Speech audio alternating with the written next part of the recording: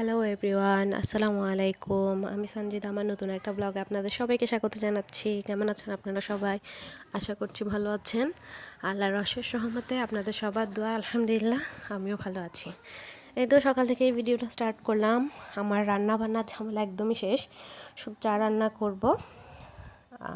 একদম সকাল সকালে সব কিছু করে ফেলেছি। এখন প্রায় 10:30টার মতো বাজে।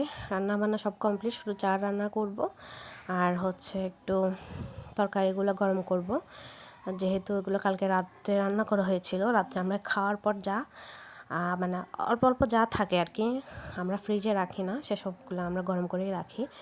এটাও তারপর লেগে গেলাম কিচেন ক্লিনিংয়ে। আর আমার এই চুলার এই জায়গাটা আসলে বেশি মেসি হয়ে গেছে, একদম অতিরিক্ত। কি বলবো, এটা হচ্ছে স্টিলের হওয়ার কারণে হয়তো, সেজন্য এটা ঘন ঘন এরকম হয়ে যায়। মানে আর দুধ তো মাস্ট আমাদের পড়বেই। আর হচ্ছে যেহেতু আমাদের বাসায় মাশাল্লাহ অনেকগুলো বেবি আছে, মানে বিড়ালের বেবি সহ, আর হচ্ছে আমার ননদের মেয়ে আর আমার 2 ছেলে। তো মাশাল্লাহ ওরা 3 জন, আর হচ্ছে বিড়ালদেরও মানে আপনার সপ্তাহে 2 হতে 3 বার ওদেরকে ওই যে কী বলে নজর কাটায় আর কি, যে মরিচ দিয়ে। তো সে কারণে একটু মরিচ পোড়া হয় বেশি, তো তাই এই চুলাগুলো আসলে একটু বেশি মেসি হয়ে যায়। তো যাই হোক, তারপর আর ভিডিও করা হয় নাই, একটু কাজে গিয়েছিলাম, বাহিরে গিয়েছিলাম, তো আসলে কাজ করা হয় নাই। তারপর একদম সোজা সন্ধ্যার পরে আসলাম, নাস্তা করেছিলাম সবাই মিলে, তো ওইগুলোই ধুয়ে নিচ্ছি। আজকে আর তেমন বাড়তি কাজ করব না, কারণ যেহেতু আমি ভাবছি যে আমি কিচেনটা ক্লিন করব, মানে হচ্ছে যে চুলার সাইডটা আর কি। সামনে হচ্ছে কোরবান চলে আসতেছে, তো যতটুকু কাজ আগায় রাখা যায় আর কি। জানি না আল্লাহ পাক কোরবান রিজিকে রাখছেন কি না, কারণ আল্লাহর হুকুম হওয়া লাগে।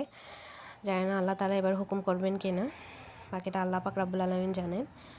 আল্লাহ ভরসা, সেই হিসেবেই সব কিছু ক্লিন করা আস্তে আস্তে শুরু করে দিয়েছি। বাকিটা তো যে বললাম, আল্লাহ এই ভালো জানেন, আমাদের জন্য যা উত্তম আল্লাহ পাক তাই করেন।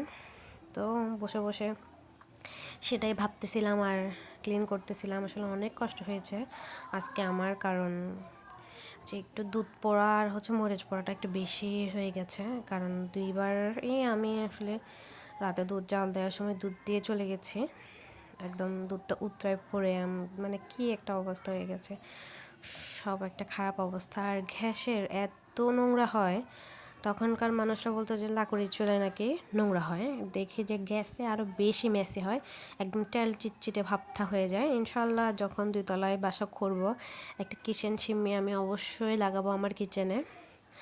এটা তো মানে শর্টকাটের মধ্যে করে উঠে যাওয়া, আর এটা হচ্ছে যে ঘরও ছোট, আর সেই হিসেবে মানে তারপরও মোটামুটি আলহামদুলিল্লাহ সব কিছুই করেছি। তো মানে সব মিলাই করছি, মোটামুটি করে নিয়েছে তা না, থাকার উপযুক্ত হয়েছে। কিন্তু আসলে 2 তলাটা তো আমাদের মানে পুরোটাই নিয়ে নেওয়া হবে রাউন্ড করে, আর এখন তো জাস্ট একটা সাইড, কারণ একটা সাইড আমরা পার্কিং রেখে দিয়েছি ভবিষ্যৎ পরিকল্পনায়। আর যেহেতু আলহামদুলিল্লাহ আমরা কোরবান করি, আপনাদের ভাইয়েরও গাড়ি একটা ছিল, এখন আপাতত নাই, ইনশাল্লাহ নেওয়া হবে। সব কিছু বাচ্চারা খেলা করবে, তার মধ্যে মানে সব কিছু মিলে আর কি ভবিষ্যৎ পরিকল্পনায় আছে না, পার্কিং একটা লাগে। কারণ এখানে আমাদের শহরে কেউ 1 ইঞ্চি জায়গাও ছাড়ে না, সব নিজের জায়গায় করতে হয়, তো পার্কিংটা তো মাস্ট আমাদের প্রয়োজন। আর সব থেকে বড় কথা হচ্ছে, একটা মানুষ মারা গেলে ওনার ধোয়া দাফন কাফনেরও একটা ব্যবস্থা করতে একটা জায়গা লাগে। তো আমাদের শহরে আসলে ওইটা পসিবল না যে এক্সট্রা জমি রাখা, যেহেতু সবার অল্প অল্প জমি। তো সেই হিসাবে পার্কিংটা আমাদের প্রয়োজনই ছিল, তাই পার্কিংটা রাখা হয়েছে। কিন্তু আপনাদের সাথে গল্প করতে করতে আমার প্রায় ধোয়া শেষ। অনেক ঝামেলা হয়েছে কিন্তু করে নিয়েছি, তাতে আলহামদুলিল্লাহ। তারপরও কোরবানির একদম আগ মুহূর্তে আরেকবার ক্লিন করব। এখন ডিপ ক্লিন করে রাখলাম যাতে তখন কষ্ট না হয়, তখন তো কাজের মানে যত সময়টা আগে যাচ্ছে ততই কাজের চাপটা বেড়ে যাচ্ছে। তো ভাবলাম যে না, আগে থেকে কিছু কিছু করে আগে রাখলে বাকিগুলো একদিনেই হয়ে যাবে। যেমন আজকে আমি ডিপ ক্লিন করে রেখে দিলাম, করবেন আস্তে আস্তে হালকা পাতলা যা হবে সেটা আমি একদিনে করে নেব। দেখেন কি অবস্থা হয়েছে, মনে হচ্ছে না অনেক নোংরা, আসলে অনেক নোংরা একদম। এটা হচ্ছে তেল চিটচিটে ভাব, আর আমাদের হচ্ছে ভাজা পোড়া বেশি খাওয়া হয়, আর মেহমান আসাতে আমাদের মানে চিকেন সব কিছু ফ্রাই ফ্রাই ফ্রাই বললেই চলে। আর এগুলো দেখেন, আপনাদেরকে দেখাই আমি সব মরিচ দেখাইছি, দেখাই নাই মনে হয়। এই যে আমি হাত দিয়ে নিলাম, এগুলো সব হচ্ছে মরিচের গুঁড়া। তো আমি আসলে ছুরি একটা দিয়ে সব ক্লিন করে নিচ্ছিলাম, মানে এত টাইল চিটচিটে হাতে উঠতেছিলই না, তো ছুরি দিয়ে একটু ঘষা দেওয়ার সাথে সাথেই উঠে যাচ্ছিল। এভাবে করে আর কি আসলে পুরোটা ক্লিন করে নেব। যে ক্লিন করা স্টার্ট করলাম। এটা আসলে চুলাটা একদম গরম।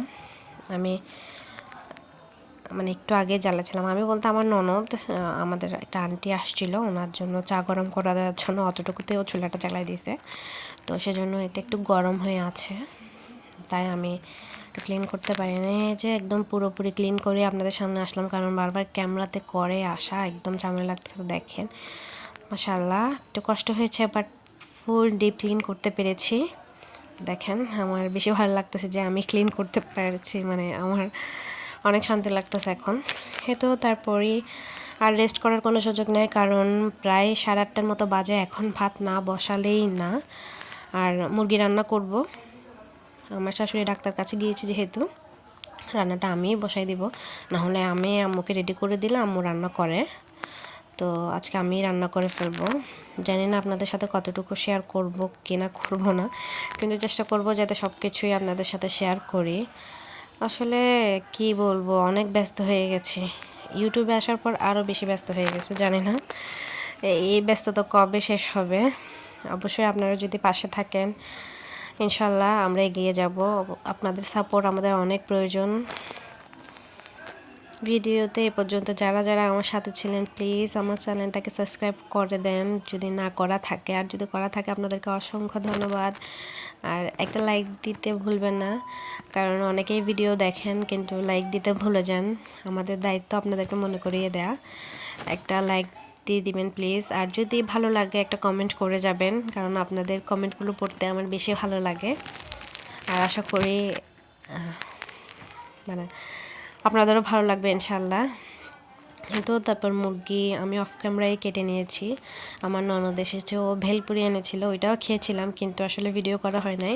ওই যে বললাম যে তাড়াহুড়ো লেগে গেছে, ভিডিও করতে চাইলে তো সময় লাগে, তাই আসলে ভিডিও করা হয় নাই। পেঁয়াজ মরিচ সব কিছু আমি একসাথে ব্লেন্ডার করে ফেলেছি, কারণ আলাদা আলাদা ব্লেন্ডার করতে ভালো লাগে না। অল্প একটা তরকারির জন্য করব, অল্পই করি, তো আলাদা আলাদা তো হয়ও না, আর করা সম্ভবও না। আর আমি ফ্রোজেন কিছু খাই না, সেজন্য ফ্রোজেন রাখাও হয় না সহজে। পেঁয়াজ মরিচও ফ্রোজেন করে রাখতে পারি না আমরা। দেখেন আমার শাশুড়ি একদমই পছন্দ করে না ফ্রোজেন করা জিনিস, তো সেজন্যই 4-5 দিন পর্যন্ত ফ্রোজেন খাইতে পারে আম্মু, এর বেশি ফ্রোজেন খাওয়া পছন্দ করে না। আর আম্মুর সাথে থাকতে থাকতে আমরাও সে অভ্যাসে অভ্যস্ত হয়ে গেছি, সব কিছু আমাদের টাটকা টাটকাই লাগে।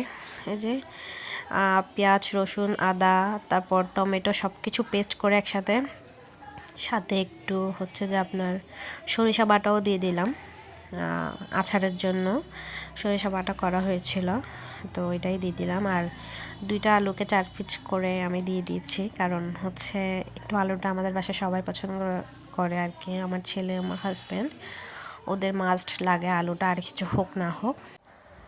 তো সেই জন্যই আসলে ওদের জন্য আলুটা দেওয়া। তো বেশি না, জাস্ট 2টা আলুকে 8 পিস করে দিয়ে দিচ্ছি, সেটাই হয়ে যাবে আশা করি ওদের। তারপর সব কিছু অল্প অল্প মরিচ মশলা হলুদ লবণ যা লাগে দিয়ে মশলাটাকে ভালো করে কষিয়ে নেব। আসলে আমি অত রান্না বান্না পারি না ভাই, যতটুকুই পারি ততটুকুই শেয়ার করার চেষ্টা করি। তো মুরগিটা অ্যাজ ইউজুয়াল আমরা সবাই রান্না করতে পারি, তো সেটাই আসলে আর কি আপনাদেরকে শেয়ার করব। আমি জানি আপনারা আমার চেয়ে আরও বেশি ভালো পারেন, তার অনুযায়ী আমি কিছুই না। তো আর কি সব কিছু ভালো করে কষিয়ে এবার মুরগির মাংসগুলো দিয়ে দিব। তো আজকের ভিডিওটা এ পর্যন্তই। যারা আমার সাথে ছিলেন তাদেরকে অসংখ্য ধন্যবাদ। অবশ্যই আমার ভিডিওটা ভালো লাগলে একটা লাইক কমেন্ট শেয়ার করে দিতে ভুলবেন না। আর আমার পরিবারের সকলের জন্য দোয়া করবেন, আর আমাকে সাপোর্ট করবেন যাতে আমি এগিয়ে যেতে পারি। তো তারপর মুরগিটা হয়ে গেছে, আমি জাস্ট এখন ধনিয়া পাতা দিয়ে নামিয়ে নেব। আজকের ভিডিওটা এই পর্যন্তই। ইনশাআল্লাহ নেক্সট কোনো ভিডিওতে আবার আপনাদের সাথে দেখা হবে। ততক্ষণের জন্য ভালো থাকবেন, সুস্থ থাকবেন। আল্লাহ হাফেজ, আসসালামু আলাইকুম।